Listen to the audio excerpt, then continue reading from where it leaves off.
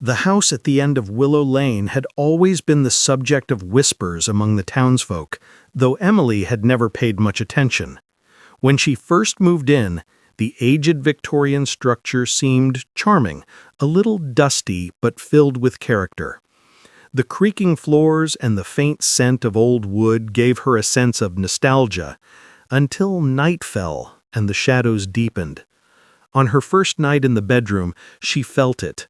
A subtle movement of the walls, almost imperceptible, a rhythmic inhaling and exhaling that made her chest tighten. She shook her head, blaming fatigue, yet the sensation persisted. The walls weren't just walls. They were alive. The second night, the feeling intensified. Emily lay in bed listening to the faint rustle of the curtains, the whisper of the wind outside, or perhaps inside. There was a soft exhalation, like someone breathing in unison with her. She sat up, eyes scanning the corners of the room, but only shadows danced, elongated and twisting, playing tricks on her mind. Every step she took toward a corner made the walls seem closer, pressing against her, urging her to retreat. Her phone light flickered as she tried to capture it, but the screen showed nothing, only her reflection staring back with wide, terrified eyes. By the third night, the oppressive weight of the house became undeniable. Chairs had shifted as though unseen hands had moved them, bedsheets were rumpled, and the clock ticked in irregular rhythms, stretching seconds into unbearable moments. Emily began to notice the floorboards pulsing faintly beneath her feet, synchronized to a slow, sinister rhythm. She tried to dismiss it as imagination, but the house had already claimed her attention. She could feel it learning her patterns, her fears, her heartbeat. On the fourth night, a cold gust of air swept through the room, despite the windows being tightly shut. The breathing of the walls grew louder, synchronized to her quickening pulse. Soft whispers slithered from the shadows, barely audible, yet unmistakably present. Leave, leave, leave. The voices seemed to sigh from the very wood. Emily reached for the doorknob, but her fingers met resistance. The room refused to release her. Panic surged, and shadows stretched downward like black tendrils, curling around her feet. She stumbled backwards, gasping, the walls heaving in response to her fear. Hours blurred into a terrifying haze. Every attempt to escape only intensified the house's rhythm. The whispers layered upon one another, overlapping in a chaotic chorus of lost souls, each voice pleading, warning, mocking. Emily's breath came in ragged gasps, chest constricting as though the air itself had thickened into solid walls. She could feel the imprints of hands pressing against her mind, the weight of centuries of trapped souls bearing down on her. The shadows took form, faces pressing through the walls, pale and twisted, mouths opening in silent screams. Desperation clawed at her sanity. She pressed herself against the door, flinging her body with all her strength, but the handle did not budge. Each movement made the walls pulse harder, breathing louder, as if the house were a living organism feeding on her terror. Emily's mind raced, trying to find logic in the impossible. Her own name became a mantra, grounding her as she edged carefully toward a corner where the shadows thinned just slightly. Her hand brushed the floor, and for a fleeting moment, she felt warmth, a false promise of comfort. But when she looked, the floor was empty, cold, indifferent. Minutes or hours passed, she couldn't tell. The house had learned her patterns, mirrored her every heartbeat, anticipated her every move. She was trapped in a nightmare built of wood, paint, and shadows, a living labyrinth that pulsed with malevolence. The walls twisted, curling around her vision, the faint imprints of human forms crawling across the surfaces, stretching and distorting. Emily's screams were swallowed instantly by the room, absorbed by the very structure, as if her terror nourished the house. A single light bulb flickered above her, illuminating the walls for one horrifying instant. Pale faces, countless and shifting, pressed out from the wood. Fingers clawed silently, reaching toward her. Her heart hammered violently as she stumbled backwards, nearly collapsing.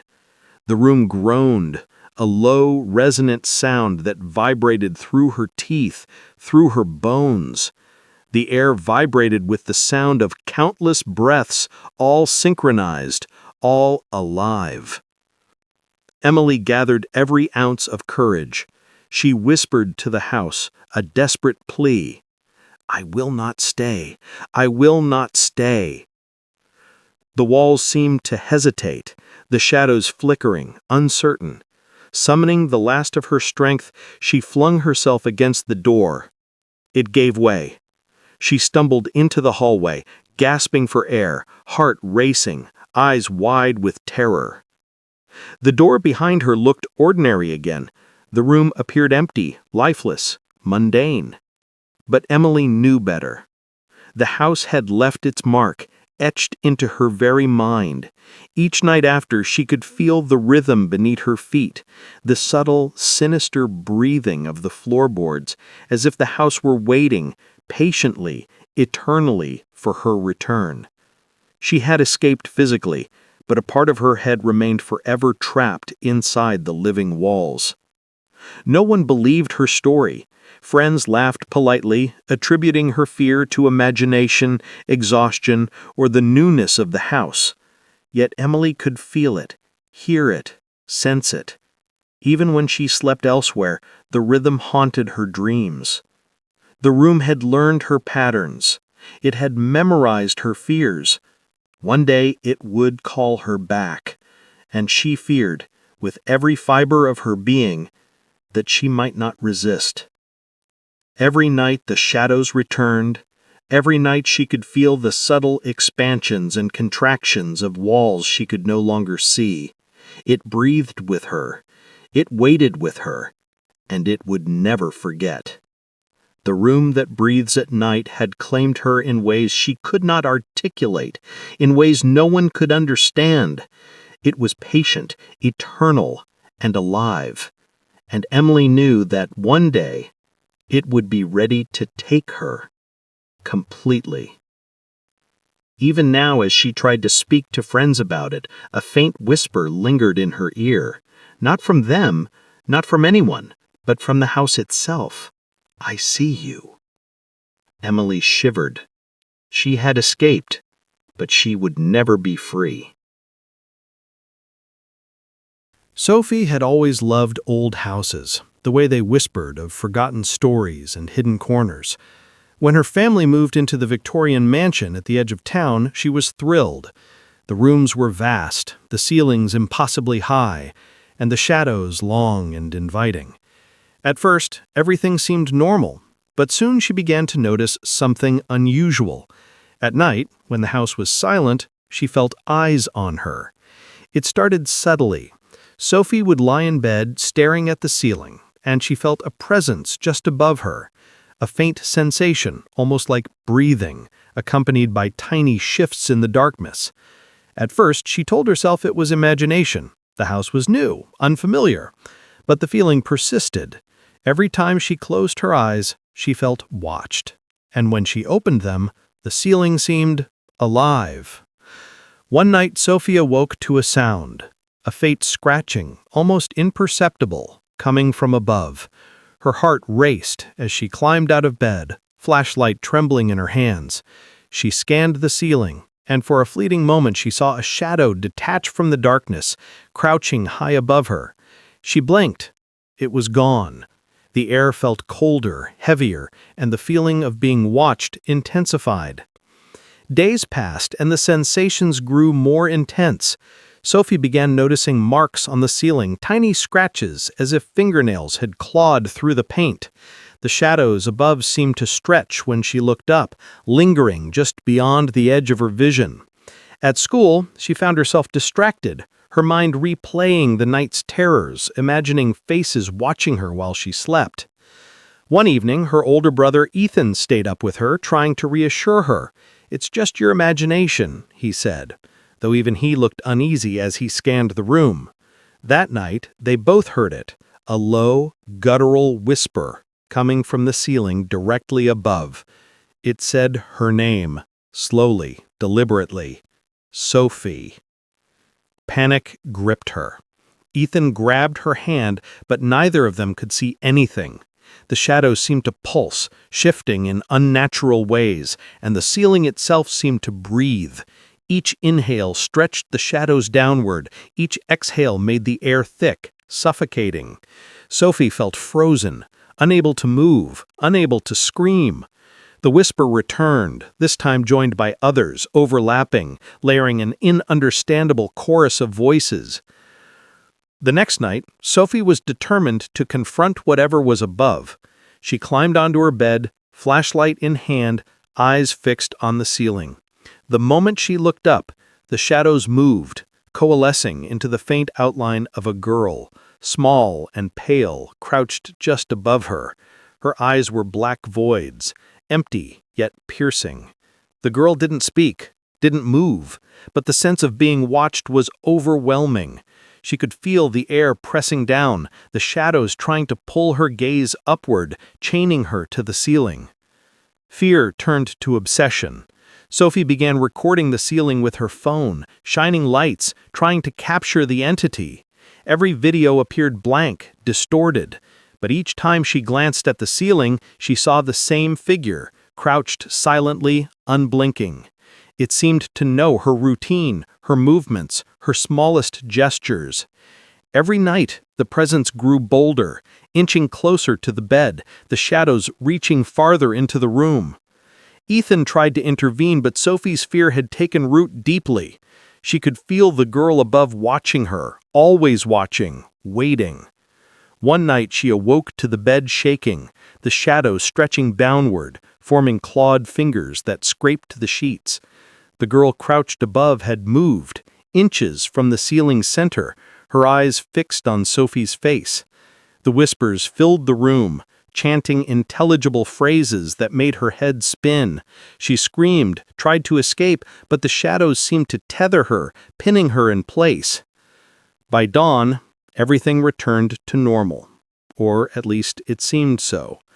The shadows retreated, the ceiling appeared empty, the room ordinary. But Sophie knew better. She could feel the gaze, even in daylight.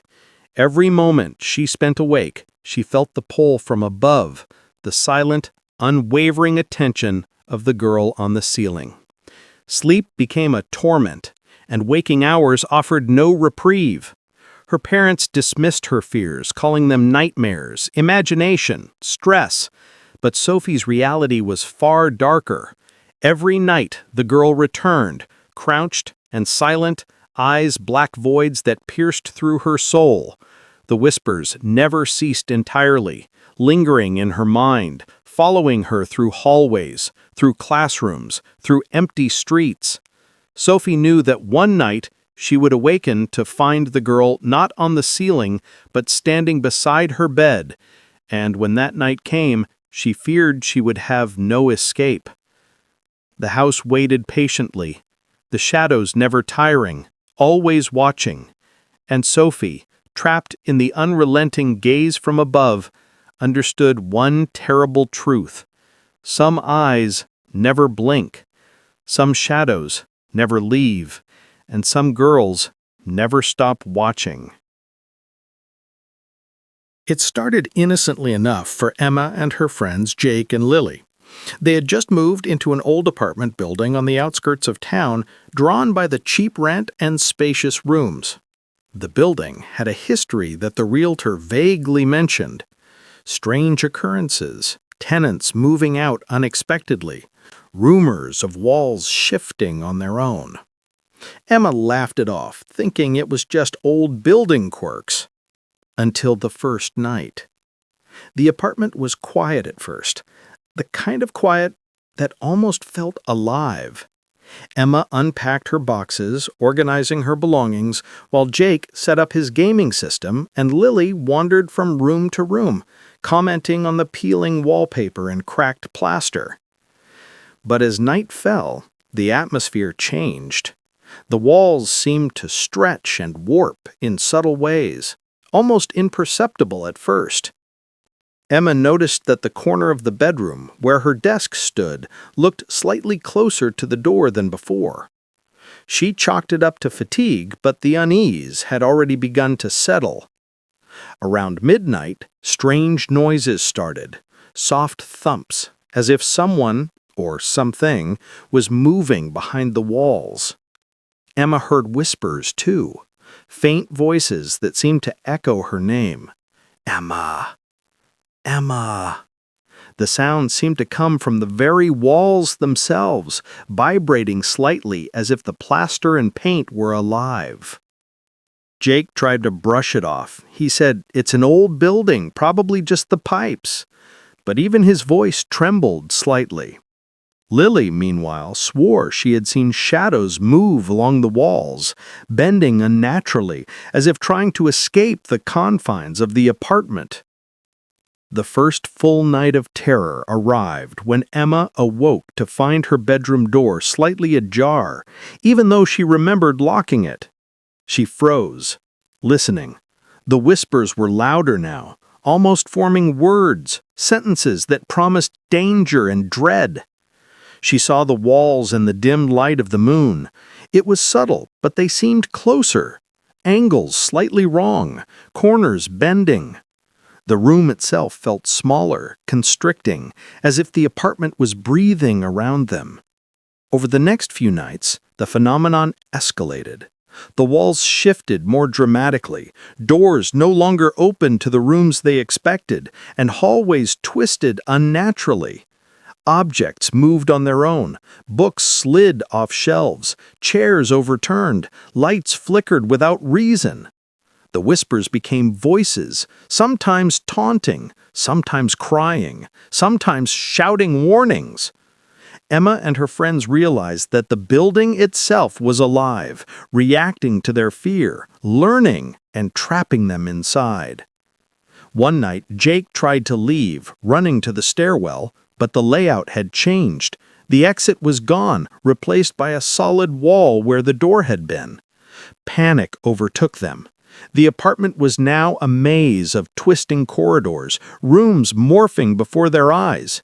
Every corner they turned, every step they took seemed to bring them back to the same central room, Emma's bedroom.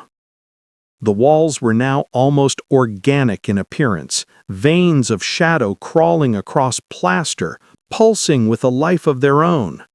The whispers grew into voices that knew their deepest fears, calling them by name, recounting secrets no one else should know. The apartment was feeding off their terror, reshaping itself into a nightmare that was impossible to escape. Desperation led them to try smashing through walls, breaking windows, even digging under the floorboards, but every attempt failed. The apartment twisted, sealing exits, expanding or contracting rooms at will. They were trapped, each moment stretching into an eternity. The building's presence inescapable. On the fourth night, sleep was impossible. Every map brought visions of the walls closing in, ceilings bending down to crush them, shadows reaching out from corners. Emma realized that their fear was the fuel, that the apartment's sentience thrived on their panic. They had to remain calm to survive, but the building mocked every attempt at composure, amplifying every sound, every movement into a harrowing echo of dread. On the fifth night, the climax arrived. The walls in the main hallway began to move violently, groaning and creaking, as if struggling to contain some immense force. A dark, humanoid shape emerged from the plaster, its form fluid, shifting with the walls themselves. It reached towards them, fingers elongating unnaturally, grasping at their clothes and hair. The friends screamed, darting from room to room, but the layout changed with each step, corridors folding and twisting into impossible geometries. Emma remembered an old charm her grandmother had given her for protection, something she had laughed off as superstition. Clutching it, she shouted words of determination, refusing to give in to fear. The figure recoiled at her courage, the shadows shrieking, and slowly the walls began to settle. The hallway returned to its original configuration, the exit appeared, and the friends stumbled outside into the cold night air, gasping and trembling. Jake had always been the adventurous type, the kind who laughed at ghost stories and local legends. So when his friends suggested camping at Pine Lake, deep in the forest and far from civilization, he didn't hesitate. The sun was dipping behind the trees when they arrived, casting long shadows over the still water. The campsite was isolated, surrounded by thick pine woods, the air sweet with the scent of earth and needles. Setting up tents and gathering firewood, the friends joked and laughed, sharing stories of past adventures.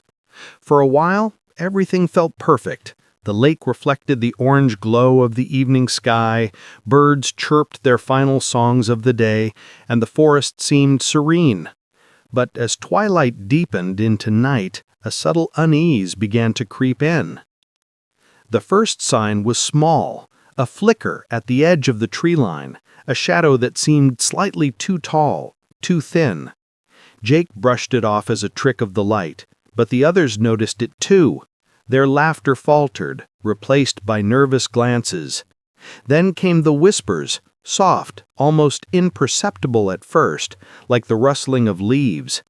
But the words were chillingly clear, calling Jake's name. Jake, Jake. The friends exchanged uneasy looks. Michael, the bravest among them, laughed. "It's just the wind," he said, though his voice lacked conviction. Minutes later, the campfire dimmed abruptly. The logs seemed to snap and hiss on their own, sending sparks into the darkness. That's when they saw it, a pale, ghostly figure emerging silently from the tree line. Its form was tall and gaunt, moving without touching the ground, gliding forward as if the forest itself carried it. Its eyes were empty, black voids that seemed to pierce straight through them. Fear gripped the group instantly.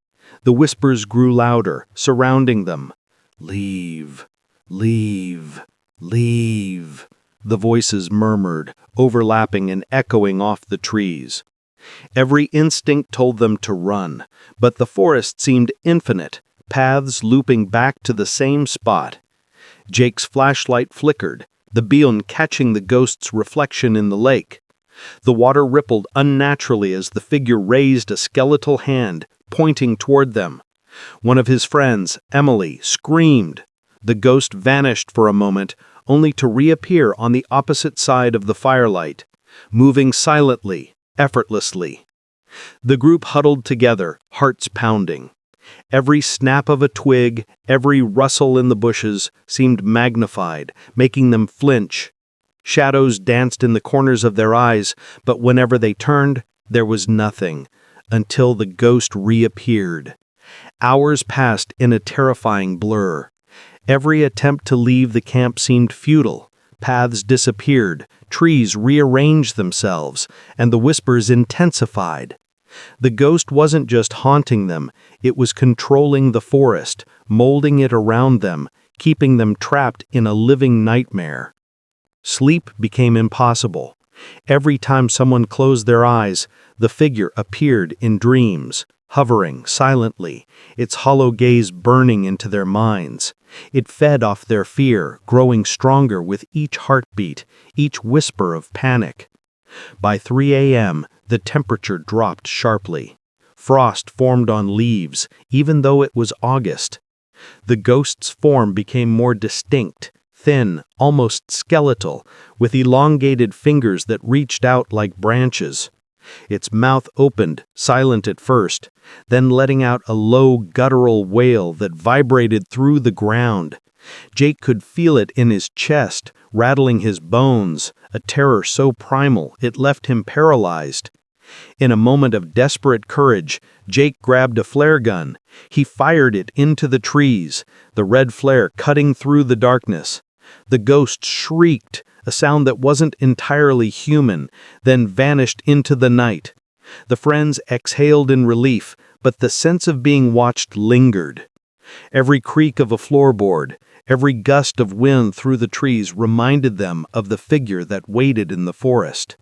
The ghost hadn't disappeared, it had simply retreated, patient, waiting for the next group of campers to wander too close. And Jake knew one thing for certain. If they ever returned, Pine Lake would not let them leave again. The night at Whispering Pines had deepened into something unnatural. The wind that had whispered softly through the branches now roared in sudden gusts, carrying voices that seemed almost human yet distorted, echoing across the forest like a chorus of lost souls. The campers huddled closer to the dying fire, its flickering light casting grotesque shadows on their tense faces. Noah shivered, wrapping his jacket tighter. "I don't think this is just ghosts," he muttered, eyes scanning the dark tree line. "Something else is here, watching us." Mia tried to stay calm, though her voice trembled. "It's just the forest, shadows and echoes." But even as she spoke, a long, thin shadow stretched across the clearing towards them, pausing just at the edge of the firelight. Tyler froze, staring. It's not moving like any animal I've ever seen," he whispered. Then came the sound, a soft, dragging noise, like dry leaves scraping across the dirt. Slowly, deliberately, it circled the campsite, following them wherever they moved. Lily grabbed Mia's arm. "We need to leave, now!" The friends scrambled toward the path they had taken earlier, only to find it twisted unnaturally. The forest seemed to have rearranged itself. Trees appeared in new positions, and the familiar clearing was distorted. Panic rose in waves, the whispers crescendoing with each step. Noah stumbled and fell, scraping his hands and knees. When he looked up, the shadows had multiplied. Forms that resembled people crouched among the trees, silent and still, glowing eyes reflecting the firelight. Each shadow seemed to pulse with a malevolent intelligence, stretching towards them with every heartbeat. Desperate, Mia remembered the survival whistle in her backpack. She blew it frantically, the shrill sound echoing through the forest. For a moment, the shadows paused as if disturbed, but the effect was fleeting. The whispering grew louder, overlapping, almost deafening. Tyler grabbed a flare, firing it high. The red light carved through the darkness, illuminating dozens of shadowy figures lurking at the forest's edge. They didn't move in the traditional sense. They flowed, stretching and bending like liquid darkness, pressing in closer yet never touching. The campers could feel the cold emanating from them, a freezing pressure that seemed to sap strength from their very bodies. Hours passed like minutes, and the line between reality and nightmare blurred. Every attempt to rest ended in visions, shadowy forms hovering over them in dreams, whispers lacing through their ears even with eyes closed. Mia awoke to the sound of her own name, clear and sinister, coming from the forest floor outside the tent. She could see dark shapes pressing against the canvas, slowly moving, observing.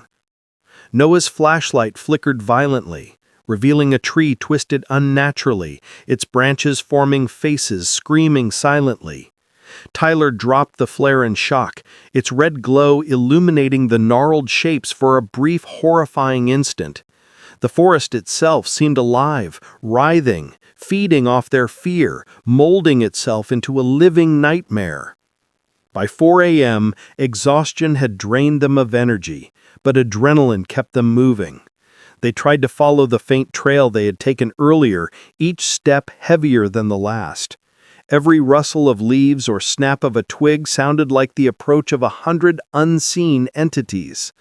The whispers were now constant, a deafening chorus of threats and promises.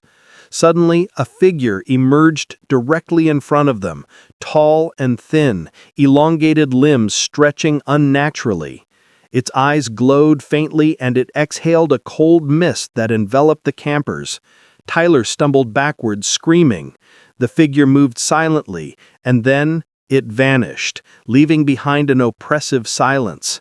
But the feeling of being watched persisted, stronger than ever. The first rays of dawn finally pierced through the dense canopy. The forest seemed normal again, serene and quiet. The shadows had retreated into the trees, but the whispers lingered in their minds. Every branch, every rustle of leaves reminded them that the forest remembered, that it had marked them, and that it would wait, patiently. The group stumbled out of the forest onto a dirt road, exhausted, trembling, forever changed. They didn't speak of it for weeks, but Mia knew, deep in her bones, that the forest was alive, and it would call again. The whispers had imprinted themselves in her mind, and she knew that one day, if they ever returned, the shadows would not hesitate to claim them. It was a crisp October evening when Sarah, her brother Ethan, and their friends Lucas and Hannah decided to escape the city for a weekend of camping at Blackwood Creek. The creek was tucked deep within a dense forest, a place locals avoided after dark, speaking in hushed tones about strange disappearances and mysterious shadows that lurked in the night. The group arrived just before sunset. The creek glistened under the golden light, and the surrounding trees swayed gently, casting long shadows across the clearing. The air smelled of wet earth and pine, a comforting scent that made them feel momentarily safe. They pitched their tents, gathered firewood, and started a small fire. Laughter echoed through the trees as they cooked dinner, sharing stories and teasing one another. As night fell, the forest's serenity began to unravel. The shadows stretched unnaturally, forming shapes that seemed to move when no one was looking directly at them. Ethan noticed strange reflections on the water, fleeting glimpses of figures standing just beyond the tree line. "Did you guys see that?" he asked, but the others, distracted with dinner, waved it off. By midnight, the air had grown cold and still. The campfire flickered violently, and the comforting crackle of burning logs was drowned by the rustling of leaves, uneven and deliberate. Then came the first sound, a faint splash from the creek, followed by a low, guttural whisper that seemed to carry over the water. "Who's there?" Sarah called, trying to mask the tremor in her voice. No response came, only silence and the subtle shifting of shadows. The whispers returned, growing louder, more insistent, echoing off the trees. They called their names, each syllable stretched unnaturally, twisting their voices into distorted tones that made the hairs on their necks stand on end. Lucas shone his flashlight toward the creek. For a moment, he thought he saw a figure, a pale silhouette gliding just above the water, its eyes glowing faintly red. When the light wavered, it disappeared, leaving behind only ripples that spread across the creek as if something had walked on water. Panic began to set in. Hannah grabbed Sarah's arm. "We should leave, now!" But every path they tried seemed to loop back to the same clearing. The forest had changed. Trees had shifted, shadows forming obstacles where no obstacles had existed moments before. It was as if the forest itself was alive, corralling them, ensuring they remained trapped. The whispers grew frantic. Voices overlapped, screaming, crying, laughing, sounds of countless unseen entities all converging. One by one, the campers saw movements at the edges of the light, figures crouched behind trees, shifting unnaturally, staring with hollow eyes that reflected the firelight. The figures never approached directly, but always seemed closer, each glance or movement amplifying the terror. Lucas tripped over a root, his flashlight rolling across the forest floor. In its glow, a shadow darted between the trees, impossibly fast, then vanished. Lucas fired a flare into the air, the red light illuminating dozens of shadowy forms along the creek, elongated limbs stretching and twisting in unnatural angles. They moved silently, a chilling rhythm that matched the pounding of the campers' hearts. Hours blurred together. Sleep was impossible. Every time they closed their eyes, the shadows invaded their dreams, hovering over them, whispering threats, and recalling private secrets they had never shared. The forest had become a living nightmare, a sentient entity feeding off their fear, reshaping itself with every step, every heartbeat, ensuring no escape. By 3 a.m., desperation forced them to move.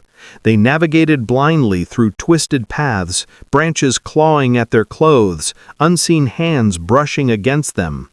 The whispers became coherent sentences. "You shouldn't be here. Leave now. Stay forever." Panic surged, making them stumble, fall, and cry out. Suddenly, a massive shadow emerged from behind the creek, taller than any human, limbs bending at impossible angles.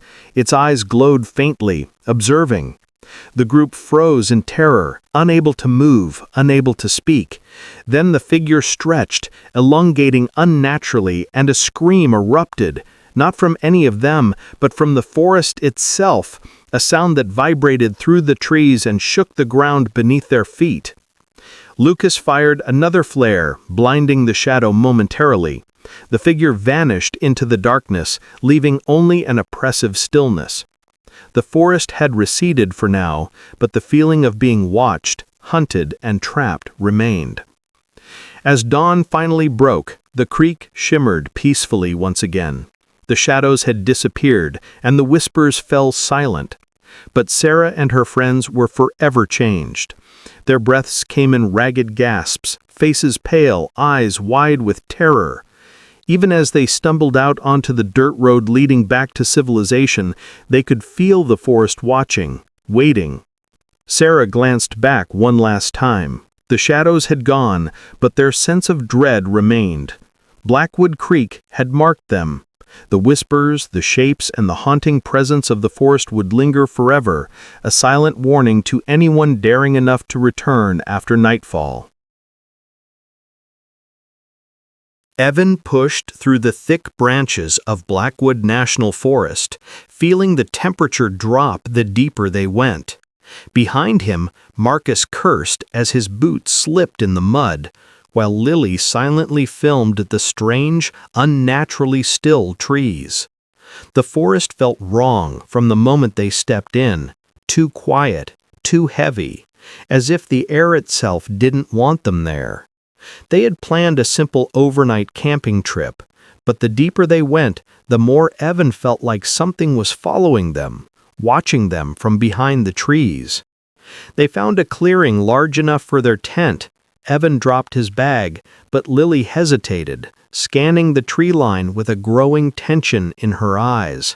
Not a single bird chirped, not a single leaf rustled. It was like nature itself was holding its breath. Marcus tried to laugh it off, but even he kept glancing over his shoulder. They set up the tent, lit a small fire, and tried to relax. But every crackle of the fire echoed too loudly, as if the forest was amplifying the sound to remind them they didn't belong. As night fell, Evan noticed a strange blinking light between the trees. At first he thought it was a lantern, but it hovered 8 feet off the ground, blinking in a slow, steady rhythm, too steady to be natural. Lily whispered that it looked like a signal, and before anyone could get a closer look, the light vanished, as if absorbed by the darkness. The silence that followed was suffocating. They tried to sleep, but around 2:40 a.m., Evan woke up with a jolt. Something had disturbed the air outside, and then he heard it. Slow, dragging footsteps circling the tent. His heart hammered as he held his breath. Marcus snored softly beside him. Lily lay completely still. The footsteps grew louder. Evan slowly unzipped the tent flap just an inch and peeked outside. A tall, crooked figure stood only a few feet away. At first, Evan mistook it for a twisted tree trunk until it bent forward in a way no tree could bend. The creature's legs were long and impossibly thin, its neck tilted sharply to the side, as if broken. It leaned toward the tent, its shadow stretching unnaturally. Evan didn't blink, didn't breathe. After several agonizing seconds, the thing turned and melted into the woods, moving without sound. At sunrise, Evan told the others. Marcus tried to dismiss it, but his shaky voice betrayed him. Lily pointed out the strange footprints near the tent, elongated, pointed, almost human but disturbingly wrong. They packed quickly and decided to head back. They walked straight for nearly an hour, but when the forest opened into a clearing, they stopped in shock. It was their own campsite. Same firewood, same tent, same footprints. Marcus panicked, insisting they must have gotten turned around, but Evan knew they hadn't. They tried again, different direction, longer path, more effort, and yet every route, every trail, every direction led them back to their clearing, like the forest had folded in on itself to trap them. The hovering light returned, but this time it was closer, much closer. It hovered behind the trees, blinking slower, as if acknowledging their panic. None of them spoke, none of them breathed. Evan grabbed Lily's wrist and silently pulled her away from the light. They moved deeper, hoping to break whatever loop they were stuck in, until they reached an enormous, ancient tree covered in hundreds of handprints. Some small, some large, some impossibly long. Many of them looked freshly carved, like people had clawed at it in desperation. Marcus leaned in to touch one. The moment his finger brushed the bark, something shifted behind the tree. Two red eyes blinked open, first dim, then bright, then brighter, like something coming awake. The creature stepped halfway into view. Its body was lean, with joints bent the wrong way, its skin a stretched pale gray, its smile a cracked, too wide slit across its face. Lily let out a sharp breath, and Marcus stumbled back. The creature didn't move at first. It just watched them, its head twitching in short jerks, as if it was studying their fear, and then it began crawling toward them. They ran. Branches tore at their skin, roots snatched at their ankles. The forest felt alive now, moving, shifting, pushing them, trapping them.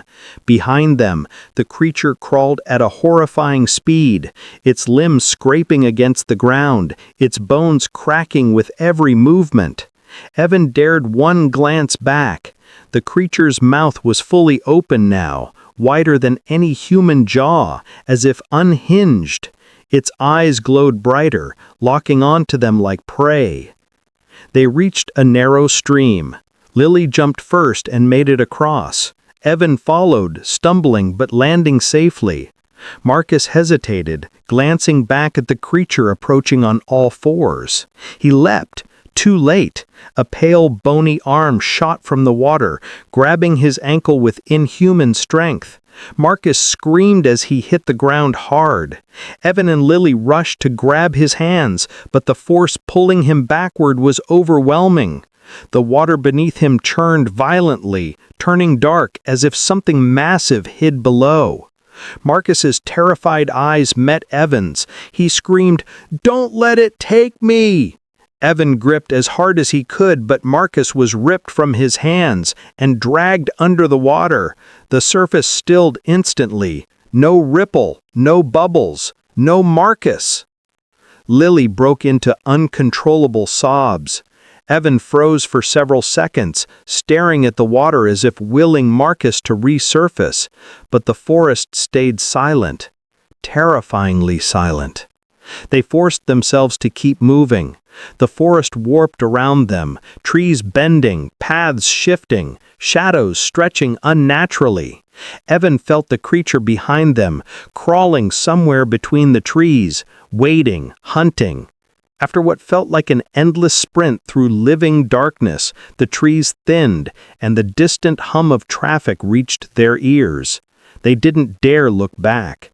They didn't stop until their feet hit asphalt, collapsing at the roadside, trembling, bruised, clothes torn, minds fractured. A search team later entered the forest to find Marcus. They found nothing. No body, no clothing, no sign of struggle. Not even the stream looked disturbed. But one ranger reported something strange.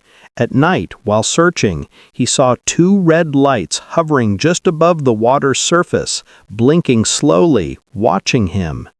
He refused to go back. Evan never returned to Blackwood. Lily deleted her footage, but sometimes woke up screaming, saying she could still hear footsteps outside her window. And somewhere deep inside Blackwood Forest, the creature continued crawling, waiting for the next group to wander too far, because the forest did not sleep, and it never let anyone leave unless it wanted to. The fluorescent lights buzzed above Daniel's head as he walked through the dim hospital corridor, the sound echoing like angry insects trapped in hollow metal. His shoes clicked on the waxed floor, each step pulling him deeper into the night shift he wished he had never taken. St. Aldrin's Hospital was old, too old, and most of its west wing had been abandoned for years. The administration said it was due to budget cuts. The nurses said it was due to whatever lives in room 313. Daniel never believed the stories. He wasn't superstitious. He was practical. A med student who needed money. Ghosts didn't bother him. Unpaid bills did. But that night, everything changed. At 2:37 a.m., the power flickered. All the monitors beeped in panic before settling into silence. The hallway darkened, leaving only the emergency lights glowing faintly red like dying embers. Daniel sighed and grabbed his flashlight. Great. Generator again. He walked toward the breaker room, but when he turned the corner, he froze. The west wing door, sealed, chained, and signed "Do Not Enter," was open. Just enough for a person to slip through. Daniel's breath hitched. Someone must have broken in, he reasoned. A patient, a homeless guy, maybe kids. It had to be something normal. There was no way the stories were real. He pushed the door open. The smell hit him first.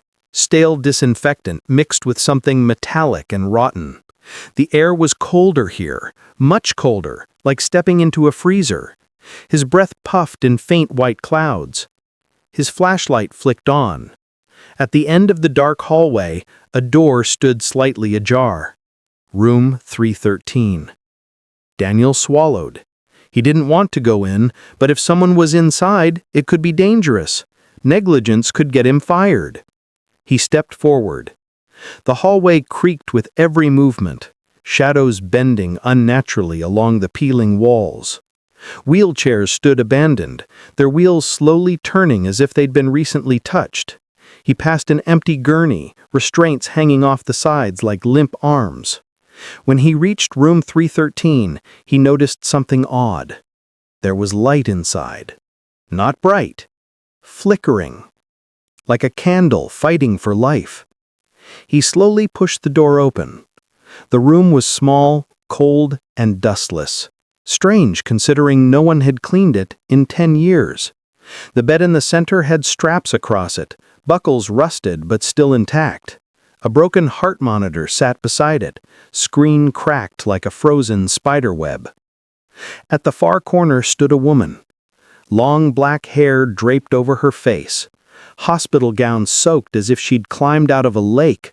Her body trembled in jerky, unnatural motions. Daniel's voice cracked. "Ma'am, are you okay?" The woman didn't answer. She slowly lifted her head. A pale, drowned face stared back at him. Skin bluish, lips blackened, eyes red like ruptured veins. Water dripped from her hair onto the floor, forming a dark puddle around her bare feet. Daniel staggered back. "What the?" The woman stepped toward him. Her wet gown dragged across the tiles. "Shh." Daniel felt a cold wave of dread crash over him. She wasn't normal. She wasn't alive. He turned and ran. He sprinted down the hallway, his heart pounding so loudly he could barely hear anything else. But then he realized he wasn't hearing his own footsteps. He was hearing hers, right behind him. Shh. Fast, faster than human. He reached the hallway entrance and slammed into the chained door. Closed again, sealed shut. The chain clanked like mocking laughter. No, no, no! He pulled, yanked, fought. It didn't budge. From behind him came wet breathing, each exhale like a drowning gasp. Daniel slowly turned his head. She was inches from him. Her face contorted, her mouth stretched unnaturally wide. A deep guttural moan vibrated the walls. Daniel screamed. The lights flickered. Then, everything went black. He woke up on the floor outside the West Wing entrance, a nurse kneeling beside him. "Daniel, hey, can you hear me?" His vision blurred. His head pounded. Someone was inside," he whispered. "A woman." The nurse's face drained of color. "What room?" Daniel's lips barely moved. 313. The nurse froze. "Daniel, that room doesn't exist anymore." He shook his head. "No, I saw it. The door was open." Her hands trembled. "Room 313 was demolished 10 years ago, after a patient drowned herself in that bed. She kept screaming that something was calling her from inside the walls. They found her soaked, like she'd drowned in a lake." Daniel's chest tightened. He remembered the water dripping, the gown soaked, the cold. "No, I saw her." The nurse stood up slowly. "Come with me." She guided him down the corridor. Daniel's breath hitched. The West Wing door was sealed, chained, exactly as it had always been. No sign of it ever opening. "No, no!" Daniel stepped back. This was open. I walked through." "Daniel," the nurse said softly, "it's been sealed for a decade. No one goes in. No one comes out." His flashlight lay on the floor beside the door. Broken, completely crushed as if stomped by something strong. A chill crawled down his spine. He quit his shift early. But the nightmares didn't stop. Every night he saw room 313, the flickering candlelight, the drowned woman waiting for him. On the fourth night he woke gasping, soaked in sweat. Except, it wasn't sweat. His bed was wet, freezing cold, like someone had dumped lake water on him. He didn't sleep again. He returned to the hospital that morning demanding answers. An older janitor approached him quietly. "You saw her, didn't you?" Daniel stared. "Who?" "The woman from room 313. Daniel hesitated. "You believe the stories?" The janitor nodded. "She died calling for help, but by the time they reached her, she was long gone. Nurses saw her walking the halls afterwards. Patients heard her gurgling voice. They sealed this wing because she doesn't let anyone leave once they enter." Daniel felt his skin crawl. "I escaped." The janitor gave him a long, sad look. "No, son, you didn't." Daniel frowned. "What do you mean?" "Look at your shadow." Daniel glanced down. His shadow wasn't touching his feet. It stood a few inches behind him, shivering, dripping, hair hanging long over its face. The same shape he saw in room 313. His blood turned to ice. He backed away, shaking his head. "No! This isn't possible!" The janitor whispered. "She followed you out." Daniel felt cold fingers brush the back of his neck. He spun around. The drowned woman stood there, closer than ever, her face inches from him, her dead eyes locked onto his soul. Her lips moved. This time he heard her voice. "You left the room, but you never left me." Then the lights on the hallway shut off. Daniel's scream was the last sound anyone heard from the West Wing that day. When the nurses came running, he was gone. All that remained was a puddle of ice-cold water leading to the sealed door of room 313.